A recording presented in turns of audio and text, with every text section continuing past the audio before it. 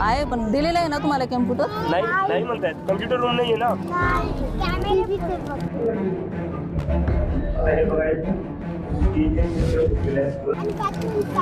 Bathroom साफ नाही, मग हे जे यांनी साफ करून ठेवलं होतं ते आजच केलं, काल केलं.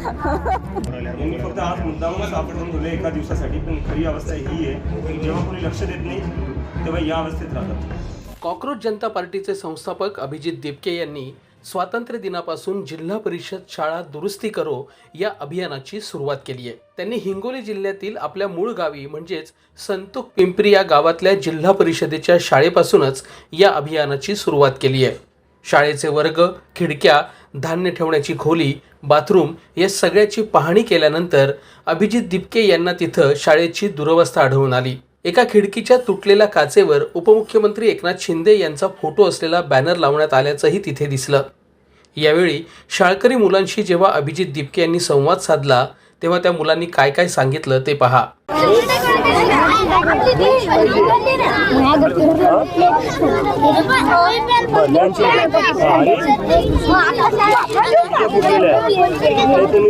करून घेऊन त्यांच्याकडून ना, जर यांनी बेंच नाही लावले ना तर आपण यांच्या खुर्च्या बाहेर आणून ठेवू सगळ्यांच्या, ठीक आहे ना. जर तुम्हाला बसायला बेंच नसेल तर आपण यांनाही खुर्च्यावर बसून नाही द्यायचं कोणाला. आणि सांगा अंगणवाडी टीव्ही चालू नाही, शाळेत टीव्ही का बघायची आहे तुला?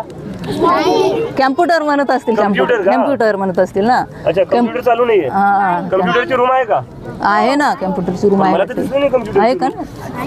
आहे पण दिलेलं आहे ना तुम्हाला कॅम्प्युटर? नाही नाही म्हणतायत, कम्प्युटर रूम नाहीये ना.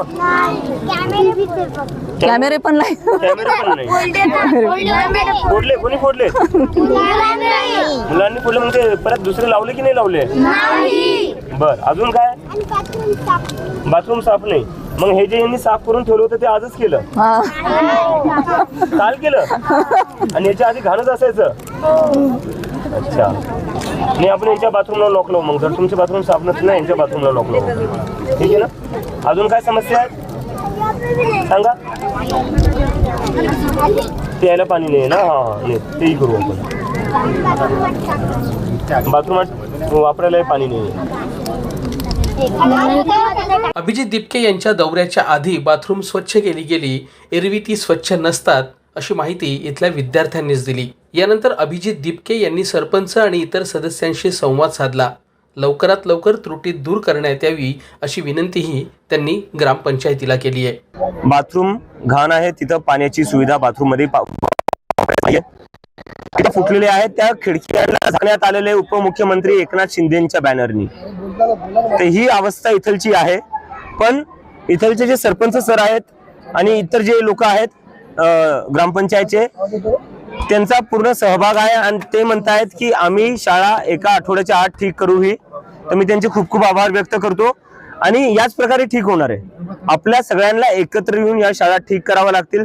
जर आपण या देशातल्या शाळा ग्रामीण भागातल्या ठीक नाही केल्या तर आपण कधीही विकसित होऊ नाही शकत. कारण की देश जो आपला राहतो, भारत जो राहतो, तो गावांमध्ये राहतो, तो ग्रामीण भागात राहतो आणि या ग्रामीण भागातले मुलं मुलीच या देशाचं खऱ्या अर्थाने भविष्य आहे आणि आपण त्यांना इग्नोर नाही करू शकत. तर मी सरपंच साहेबांचाही धन्यवाद मानतो की त्यांनी आज इतकं सहकार्य केलं आणि त्यांनी गॅरंटी दिली की ते एक आठवड्याच्या आत यातल्या बऱ्याचशा गोष्टी नीट करतील आणि त्याच्यामुळे मुलंही भरपूर खुश झालेले आहेत. तर आपल्याला अशाच प्रकारचं इंटेन्शन पाहिजे जिथं लोक तयार आहेत काम करायला. लोकांना काम करायचंय पण काही वरतून अडचणी असतात, वरतून निधी येत नसतो कधी कधी, किंवा वरतून हे जरी इथून गेले की शाळेत मला हे लागते, ब्युरोक्रॅटिक प्रोसेस इतका अवघड करून ठेवलेला आहे की हे तरी काय करतील. यांना जर बेंच, यांनी असं नाही की यांनी बेंच मागितले नसतील, यांनी मागितले असतील, पण वरतून टेंडर नाही झालं, हे नाही झालं, किंवा इथं अडकले तिथं अडकले.